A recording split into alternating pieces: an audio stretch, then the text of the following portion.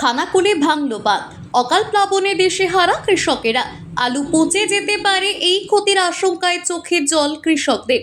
DBC বোরো চাষের জল ছাড়তেই আবারও খানাকুলে ভাঙল বাঁধ। বসন্ত ঋতুতে অকাল প্লাবন খানাকুলের একাংশে। রবিবার সকালে বাঁধ ভেঙে প্লাবিত হয়েছে চিংড়া পঞ্চায়েত এলাকার বিস্তীর্ণ চাষের জমি। এখনও মাঠে রয়েছে চাষের আলু। আচমকা প্লাবনের জেরে ব্যাপক ক্ষতির মুখে পড়েছেন এলাকার চাষিরা। গত সেপ্টেম্বরের বন্যায় খানাকুলের চিংড়া পঞ্চায়েতের বলাইচকে মুন্ডেশ্বরী নদীর শাখা খালি বাঁধ ভেঙেছিল। পরে সেই বাঁধ সরাই করা হয়। তবে বর্তমানে বোরো চাষের জন্য জল ছেড়েছে ডিবিসি। সেই জল এসে পৌঁছতেই বলাইচকে বাঁধ ভেঙে নতুন করে প্লাবিত হয়েছে।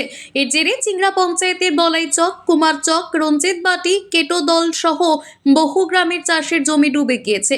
ঘটনায় আতঙ্ক ছড়িয়েছে এলাকায়। এদিন সকালে অনেক চাষিকে তড়িঘড়ি মাঠের আলু তুলতে দেখা যায়। এবার বর্ষায় চাষে ব্যাপক ক্ষতি হয়েছিল। আবারও ক্ষতির মুখে পড়ায় কার্যত দিশেহারা চাষিরা। চোখের জলে ভাসাচ্ছেন এলাকার আলু চাষিরা। একদিকে বন্যার সময় ব্যাপক পরিমাণের ক্ষয়ক্ষতি হয়েছে চাষাবাদে। সোজা হয়ে দাঁড়ানোর চেষ্টা করার সময় শিরদাঁড়া ফের ভাঙল। বিপদ যেন তাদের পিছু ছাড়ছে না। নতুন করে বাঁধ ভেঙে প্লাবনের ফলে কয়েক হাজার হেক্টর চাষের জমি আবারও চলে গেল জলের তলায়। প্রচুর টাকা খরচ করে আলু চাষ করেছিলেন কৃষকরা। সেই আলুর ফলনের সময় এখন। সেই সময়তেই বাঁধ ভেঙে প্লাবনের ফলে চাষের আলু মাটিতেই পচে যাওয়ার সম্ভাবনা রয়েছে। এক কোমর জলের মধ্যে দাঁড়িয়ে ফসলের আলু বাঁচানোর চেষ্টা করছেন কৃষকরা।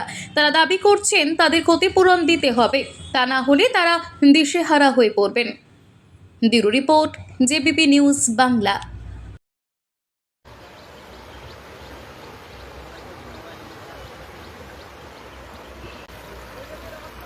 আছে আর